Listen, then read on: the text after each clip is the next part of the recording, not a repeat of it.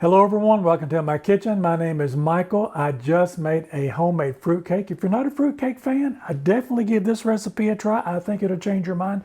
I know it changed mine. This is a recipe that I updated from one of my mother's fruitcakes that she used to make when I was a kid. So I want you to try this recipe. Look at how pretty this is with all of those nice colored fruits in there. I see those cherries on the side. This has walnuts and pecans in it. Let's give this a taste and see what this tastes like. Wow. This fruitcake is absolutely delicious. It is so moist and tender, and those pieces of fruit in there with just the right amount of all those ingredients we put in there. Let's get started making it now. So I've got a pan here and I've got it on medium heat, and I'm going to put in 3/4 of a cup or 170 grams of unsalted butter. Next, I've got light brown sugar, and that's firmly packed 3/4 of a cup or 150 grams, and we'll add that into our pan with our butter. Now I've measured out 2 cups of dried fruit, and I took several boxes. They come in the boxes in the store with the green cherries, red cherries, and the pineapples and the oranges and things. And I just combined them all together until I got 2 cups measured out, or 350 grams. Now that's what's nice about making these at home. If there's any of those ingredients that you don't like, you can definitely leave those out and just add what you like into it.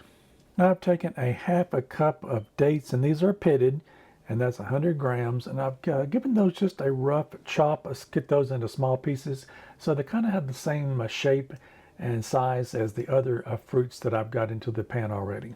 Now I've got 2/3 of a cup of squeezed orange juice, or that's roughly 170 milliliters. And you can use the store-bought orange juice if you like. If you get that, just make sure it doesn't have any more sweetener added to it. Now I've taken the zest of my orange, and I've got a zest of a lemon here. And when you get ready to zest that orange, make sure you do that first before you squeeze it. It'll be a lot easier to zest it that way. Now I've got 2 tablespoons or 36 grams of molasses. As you can see here, those molasses come right out of that container really easily. I put a little bit of cooking spray in the bottom of that first, and when you do that, those molasses just slide right out of that container. Now that we've got all of our ingredients in our pan, I'm just going to take this spatula here and just give that a good stir around. I'm going to bring this up to a simmer, and once it comes up to a simmer, we're going to simmer it for a couple of minutes. All right, as you can see, my mixture now has come up to a simmer, and like I said earlier, we're just going to let this simmer for a couple of minutes. All right, my mixture is now ready. It looks like it has thickened up just a little bit here, as you can tell by looking at it.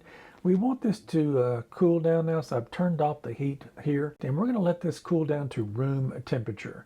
And we'll set that aside and just wait for that to cool down. That should take about 45 minutes to an hour. So let's start working our dry ingredients. Now I've got a large bowl here, and I've got a colander that I'm going to be using as a sifter. And I'm going to start out with my flour. And I've got 1 3/4 cups of flour, or that's 210 grams of all-purpose flour. Now I've measured out 1 1/2 teaspoons of baking powder, a 1/2 teaspoon of salt, 1 1/2 teaspoons of ground cinnamon, 1/2 teaspoon of ground ginger, 1/4 teaspoon of ground nutmeg, 1 teaspoon allspice, and we'll take that and sift those ingredients into this large bowl. If you get any of these pieces in your sifter like that, just discard those. Don't put those into your mixture. Now I'm going to take a whisk and whisk the dry ingredients together. We want to make sure we get that all mixed up. We don't want any of those pockets of that different spices and things. We want it all incorporated into that flour. Now that we've got that incorporated together, we'll set that aside. I've got 3 large room temperature eggs. We want to make sure they're at room temperature. And I'm going to crack them open into this one little bowl here. Make sure I've got 3 good ones and don't have any shells in there, and then I'll transfer it to this other bowl, and I'll check the other 2. Now with my eggs, I'm going to add in a 1/4 cup or 52 grams of a neutral vegetable oil. Now grab your whisk and whisk those ingredients together, and once those get whisked together really well, we'll set that to the side. Now I have a 1/2 cup of pecans, so that's 50 grams, and then I've got a 1/2 cup of walnuts, also 50 grams. And I'm just going to take those and give those a good little rough chop. They don't have to be really small, just little bite-sized pieces. Once you get finished with the pecans, we'll do the same thing to the walnuts.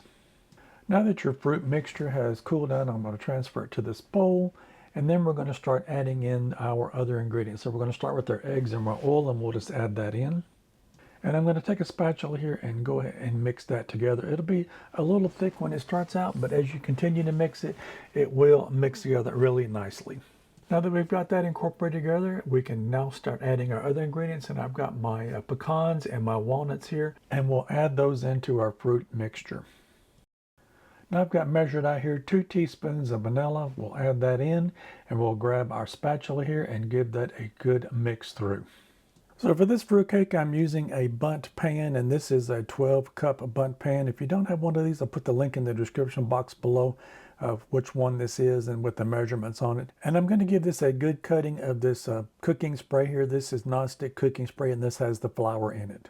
If you don't have this type cooking spray, you can use the regular cooking spray and then just give the bundt pan here a light dusting of flour. Now we want to add our flour to our other mixture we've got here. Just add it all in there together. Now I'm going to take the spatula here, and I'm just going to fold all of that together. We just want to fold it together enough so that we don't see the white flour anymore. You do not want to overmix this at this point because you will get a really dense fruitcake, and we definitely don't want that. Now that we've got our batter mixed together now, we're going to evenly distribute this out into this bundt pan.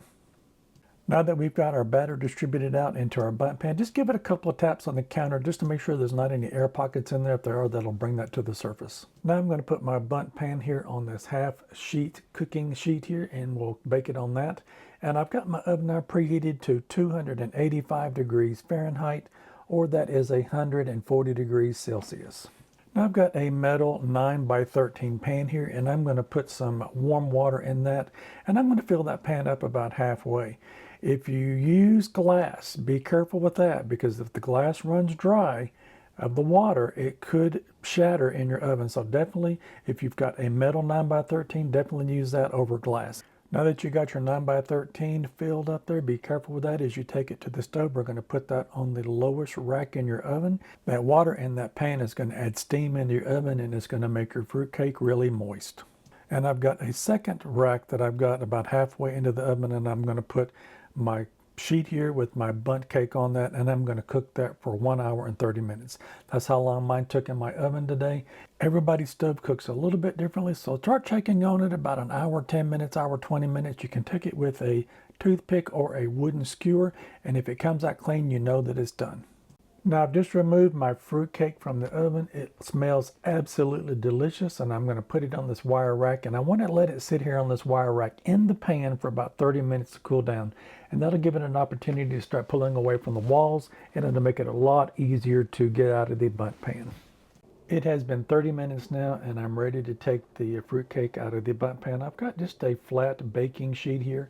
I'm going to take that and put that on the top, turn that upside down, and that fruitcake should come out of that pan just as easy as it went in it. All right, I'm going to grab it by the sides here. I'm going to lift it up, and hopefully that fruitcake will come right out of there. And look at that, easily come out of that pan nice and clean, and you've got a beautiful fruitcake here. This looks incredible and smells so good. I know you're going to want to try this one, and we're not finished yet. Stick with me as I get ready to start putting together my glaze for the top. Now let's start making our glaze for our fruitcake, and we're going to start out with 3 tablespoons of freshly squeezed orange juice, so that's 50 grams. And you can use the store-bought orange juice if you like, if that's what you have. And we're going to put in 1 3/4 tablespoons or 20 grams of white granulated sugar. And I'm just going to take a spoon here and give that a good mix through. Now that I've got that sugar and orange juice incorporated in, I got all that sugar dissolved, I'm going to take a pastry brush here, and I'm going to put that glaze all over the outside of my fruitcake. That's going to soak into that, and it's going to give it such a nice flavor, and it's going to make it really moist, and definitely want to cover every surface on the outside of your fruitcake here with that glaze. Now I've got me a couple of sheets of parchment paper here that I've got pulled off and ready to go, and I'm going to transfer my fruitcake to the parchment paper, and we're going to wrap our fruitcake up. Now that we've got that glaze on there, we want to lock in that moisture inside of that fruitcake, so just give this a wrap up with 1 piece of parchment paper. All right, now that I've got that first layer of my parchment paper on there, I'm going to transfer this over to my second piece of parchment paper, and I'm going to do the same thing, just wrap it up tightly in that second piece of parchment paper. Now that we've got that wrapped up in our 2 pieces of parchment paper, I'm going to take a piece of aluminum foil, and I'm going to wrap that around the outside of it. And just to make sure that we secure that parchment paper together, we'll make a nice seal with that aluminum foil. All right, now that we've got our fruitcake wrapped up, I've got one of these 2.5-gallon Ziploc bags here. If you don't have these and you've got a container that you can put it in, you want to put it into something that's going to keep the air out of it and keep it airtight. So if you've got a container to put it in with a lid on it, definitely use that. I've got this 2.5-gallon Ziploc bag here that I'm going to put in, pull the air out of it, and then we're going to seal it up. Now we need to wait. You need to wait at least 2 days before cutting into this, or 48 hours. If you try cutting it into it now, it'll be crumbly, and you definitely don't want that. So let it sit here on the counter or somewhere out of the way for 48 hours before you try to cut into it, and I'll come back and I'll show you what this looks like. I am back, and it's been 48 hours, and my fruitcake has been in this wrap here and in this bag sitting here on the counter. So let's open it up now and take a look and see what we have. I really like these 2.5-gallon Ziploc bags. They really come in handy. If you've never seen those before, I'll put the link in the description box below. They're really very handy when you need something like that. Like this was a little bit taller. I had those plastic containers that my pies go in. I'll put the link in the description box below if you want to check those out. The lid would fit on it, but I didn't want to crush it down, so I didn't put them in those. So I got one of these out. So if you haven't seen those before, go check those out. So now let's take this aluminum foil off of it here. And notice I put the aluminum foil on the outside. I didn't put this in contact with the food. I've got my parchment paper in contact with my fruitcake. I'm just going to slide this out from under it just like that, and I'll be able to use that again when we get ready to store it. So that looks absolutely delicious, and that aromatic smell from all of those fruits and things in there really smells delicious on that.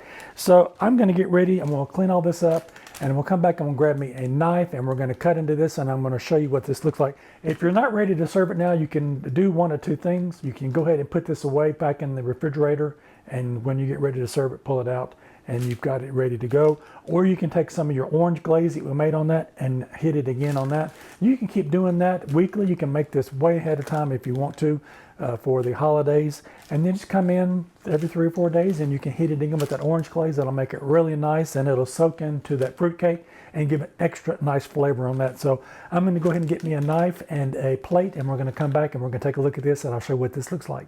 I did transfer my fruitcake to this 12-inch round cardboard cake round, and that just makes it easier to store it. If you want to put it onto a cake stand, you can definitely serve it that way. And I made up another batch of my orange glaze here, and I'm just going to go around and put that orange glaze around the outside of it again. This adds such great flavor to your fruitcake. I want you to look how pretty this fruitcake is. Those nice cherries in there, and those pecans and walnuts. We can see those coming through. Little pieces of that pineapple in there. This is an absolutely tender and moist fruitcake. I know you're going to love this. If you like this content, maybe you might consider giving me a thumbs up. I would really appreciate it. And while you're at it, check out one of these other 2 videos over here on the side. You might find something else you like. Don't forget to like, share, and subscribe. Leave me a comment when you try this recipe. I definitely want to hear from you. I'll see you in my next video. Bye-bye now.